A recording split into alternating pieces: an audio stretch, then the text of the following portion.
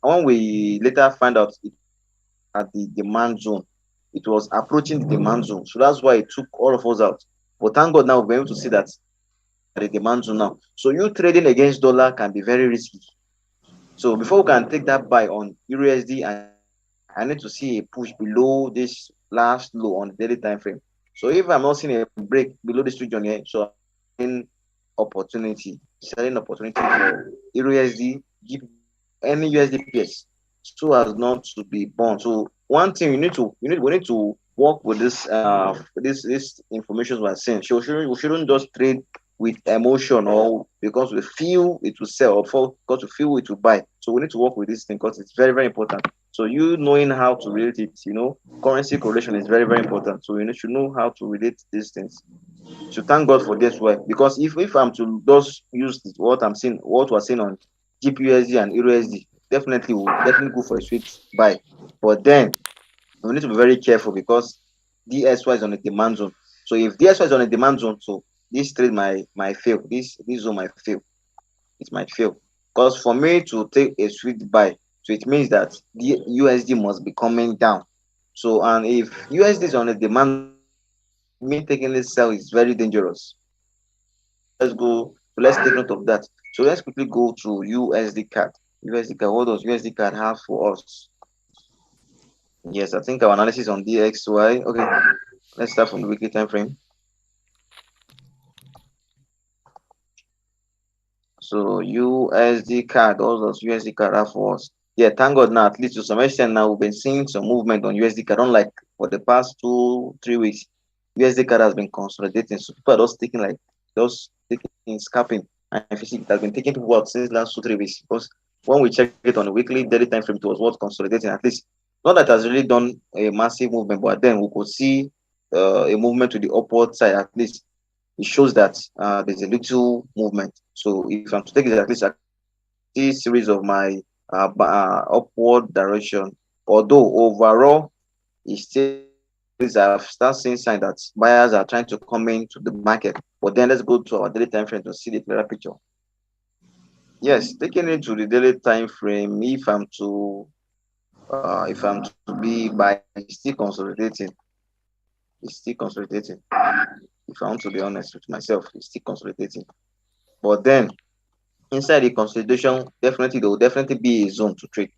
But if I'm to take this on a daily time frame, USD card is still consolidating, but then we can still see opportunity.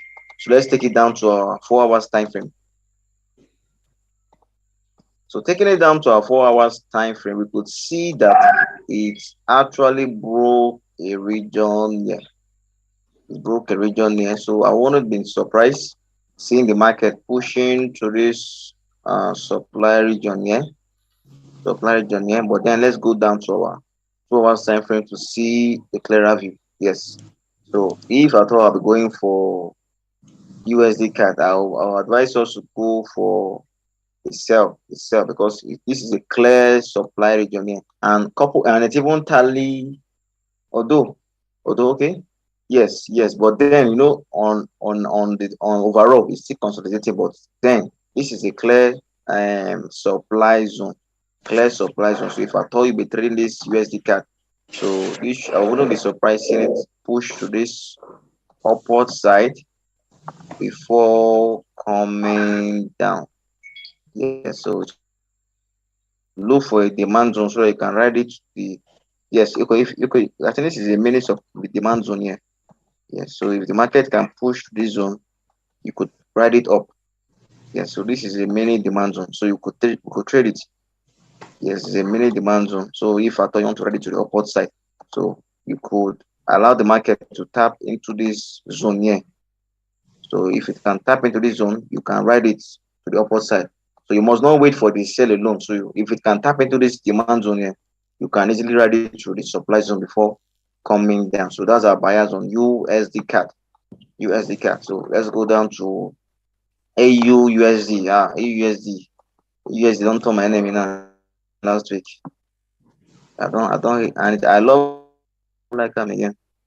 All right, so let's go down to our week.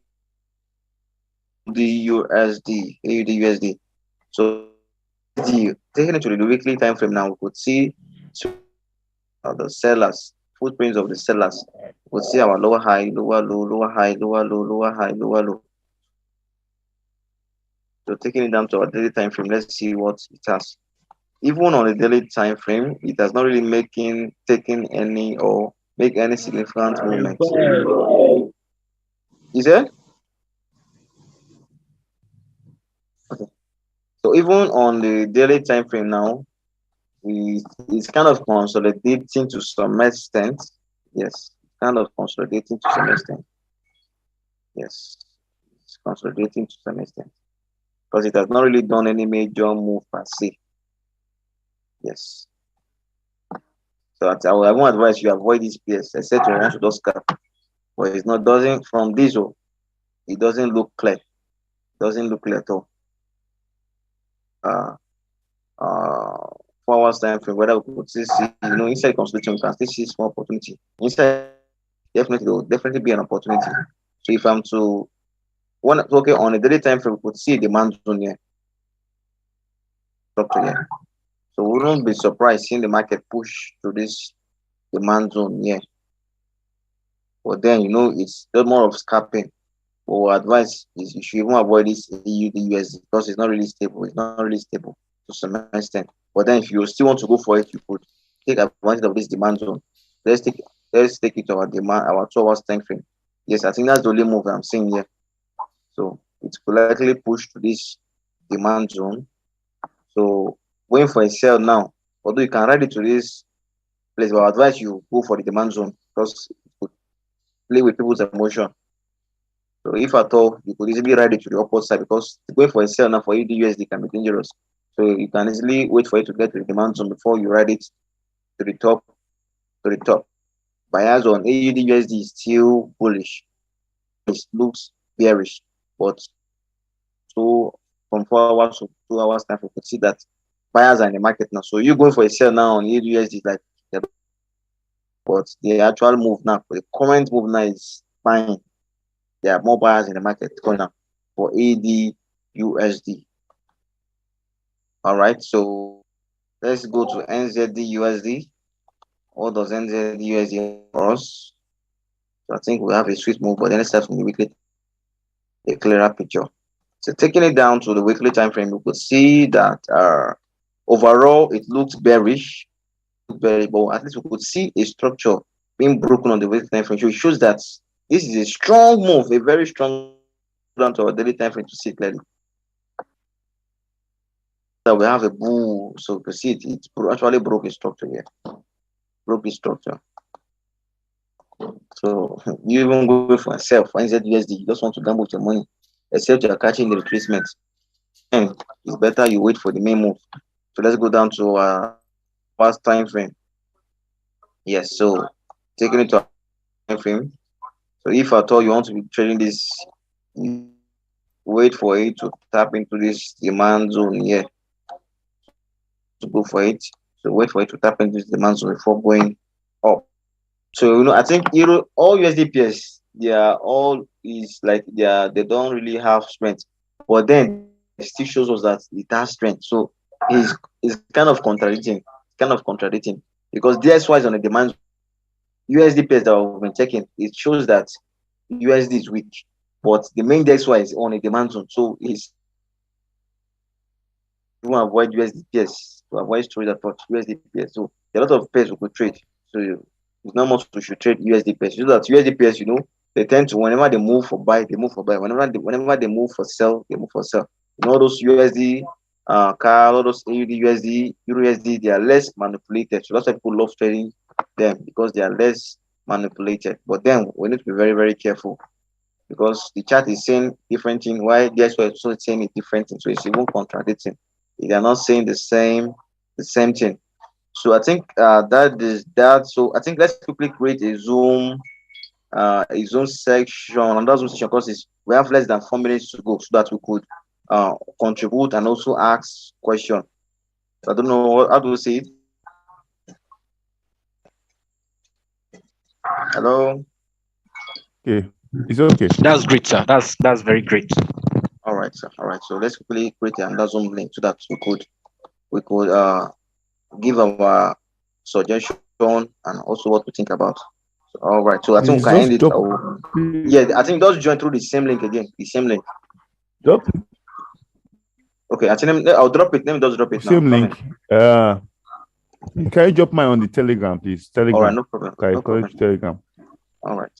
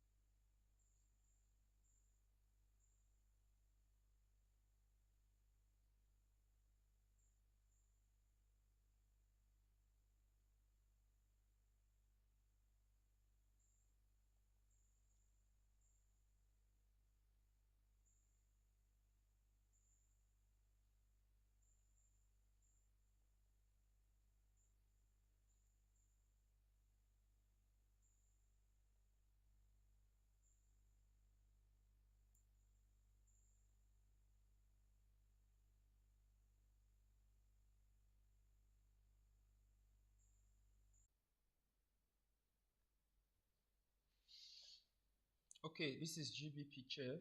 On GBP Chef, having a market that is in a strong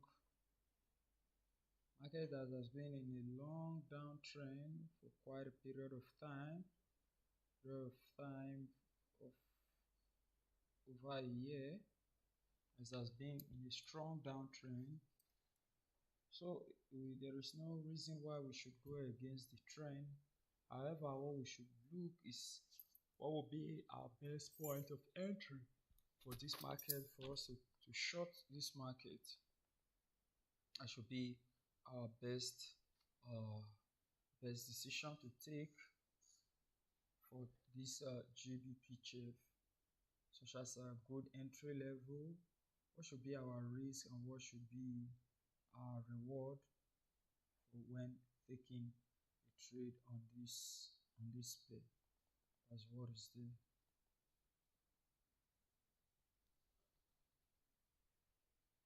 there. Let's move over to GBP, to another GBP pair.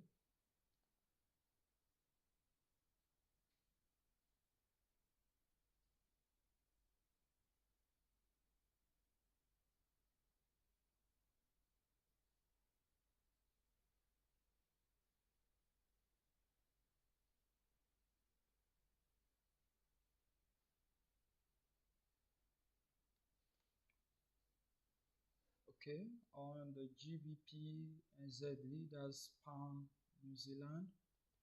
We also have a downtrend that is currently in progress. Have a downtrend that is currently in progress. So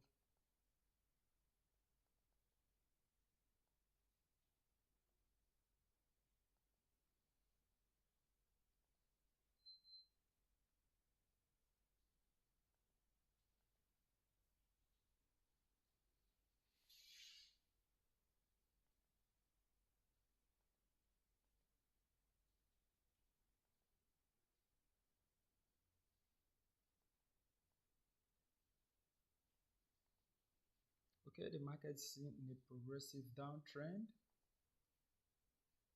It's in a progressive downtrend both on the weekly time frame as well as the daily time frame. And the market appears to kind of be dropping currently in a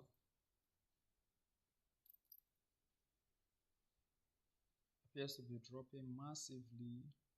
So what we should be doing is to be looking at the demand level. It's dropping and approaching critical demand level, or it has even started approaching it. It has touched the first demand level. So what we should do, we can see from here that when it touched this demand level in the previous time, it did a reversal that went bullish for a very long time. So now it has approached that level now again for the second time. So let's now look at what it will do. That should not be our next target. What the market will do, what we should be expecting is a market reversal. That's a proper pullback, and before we take it back with elements of price rejection from buyers. Price rejection from buyers before we consider taking a buy on this market. We shouldn't just jump into it because the market is approaching the demand level, then we just jump into to buy. So that is what is good. Then the next, let's look at another pair.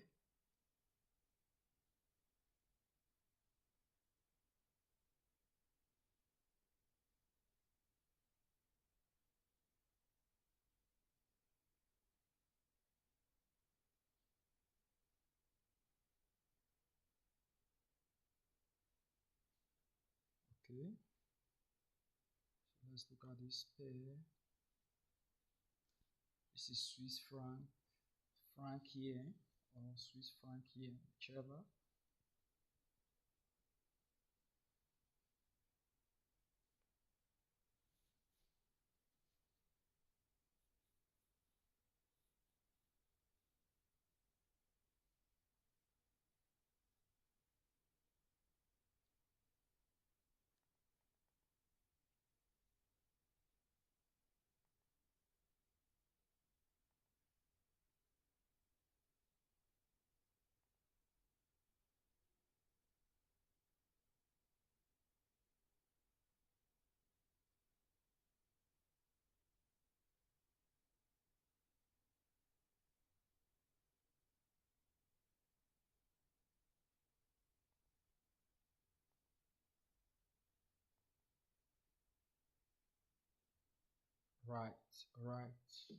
Right.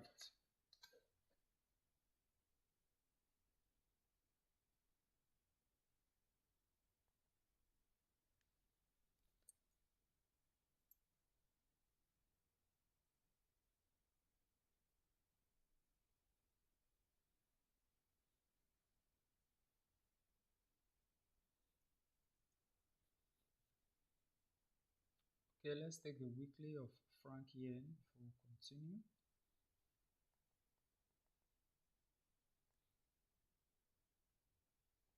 Okay, we've seen a market that looks like consolidation in the zone.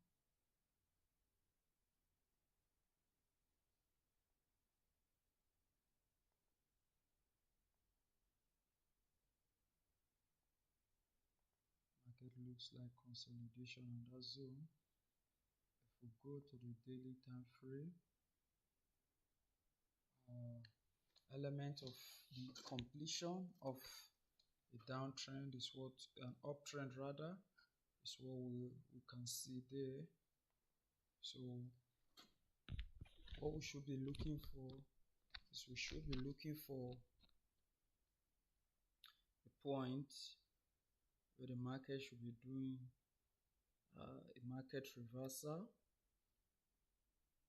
element of market reversal before we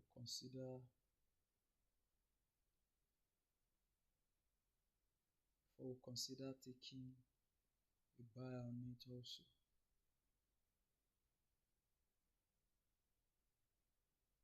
Okay.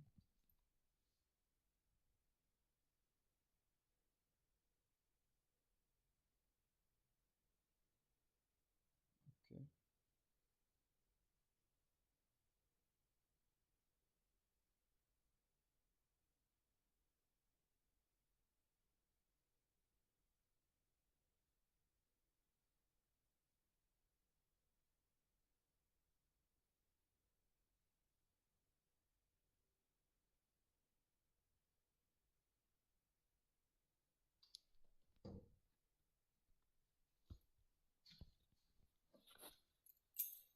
So that's what is there.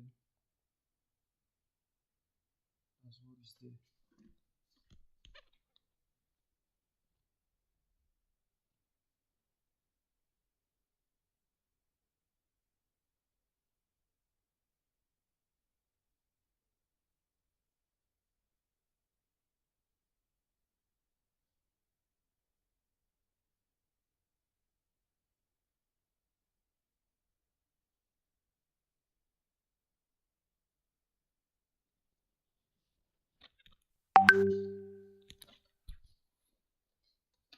So we should be expecting a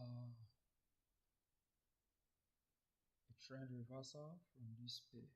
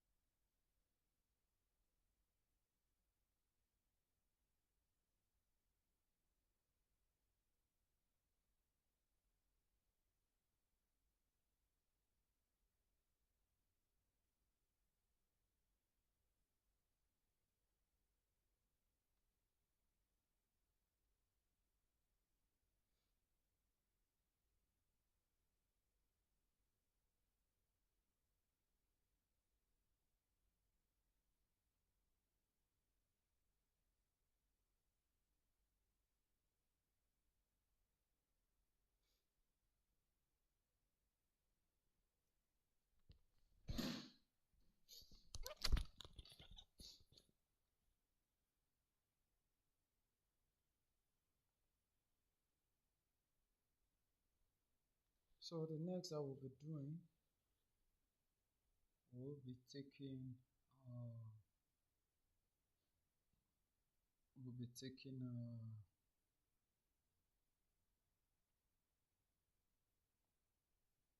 we'll be taking okay. So let's see, continue the chef JPY. Chef JPY is making a serious uh, element of trend reversal. So let's look at what point would be best to ride it for a bullish move. However, it's still strongly consolidating on the upside, so we shouldn't jump at first. We should look for a strong reversal and a confirmation before we take it for sell. So with that, guys, that's where we come to the end of this brief market analysis. I do hope to see you within the week, and do enjoy your trading. Thank you. God bless you. Bye.